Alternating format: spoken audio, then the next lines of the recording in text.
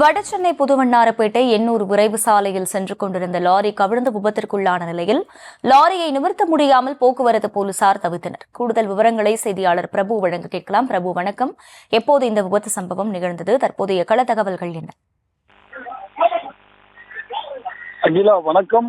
நடு ரோட்டில் சாலையின் தடுப்பு சுவரில் மோதி அந்த கொரியர் டெலிவரி செய்யக்கூடிய வாகனம் ஒன்று கவிழ்ந்திருக்கிறது. இதனால் அந்த வழியாக செல்லக்கூடிய வாகனங்கள் போக்குவரத்து பாதிப்பை சந்தித்திருக்கிறது. வடசென்னை புதுவண்ணாரப்பேட்டை எண்ணூர் விரைவு சாலை அருகே ப்ளூ டாட் கொரியர் வாகனம் ஒன்று சாலையின் தடுப்பு சுவரில் மோதி இருக்கிறது.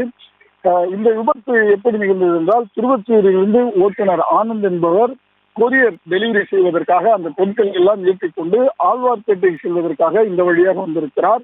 அப்போது இந்த குறிப்பிட்ட சாலையில் முன்னே சென்ற காரும் பைக்கும் அங்கு இருந்த சிறிய வடிவிலான வேகத்தடியை கண்டு வாகனத்தை மெதுவாக இயக்கியதாகவும், அவர்கள் மீது மோதிவிடக் கூடாது என்ற காரணத்திற்காக ஓட்டுநர் இந்த வண்டியை வலதுபுறம் சாய்த்த பொழுது சாலையின் தடுப்பு சுவரின் மீது மோதி விழுந்ததாகவும் கூறுகிறார். ஆனந்த் கூறுகிறார், ஓட்டுநர் ஆனந்த். இதில் ஆனந்துக்கு காலில் காயமும், உடன் வந்த ரஞ்சித் என்ற நபருக்கு வலது கையில் காயமும் ஏற்பட்டிருக்கிறது. தொடர்ந்து சம்பவ இடத்திற்கு வந்த புதுவண்ணாரப்பேட்டை போக்குவரத்து போலீசார் போக்குவரத்தை சரி செய்யும் பணியில் ஈடுபட்டு வந்த நிலையில் அங்கிருந்தவர்களோடு சேர்ந்து விபத்துக்குள்ளான அந்த 407 வாகனத்தை நிமிர்த்த முற்பட்டனர்.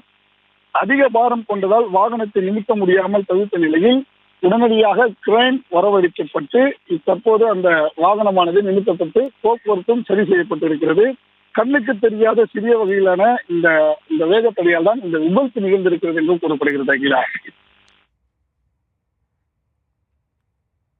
முழு விவரங்களுக்கு நன்றி பிரபு.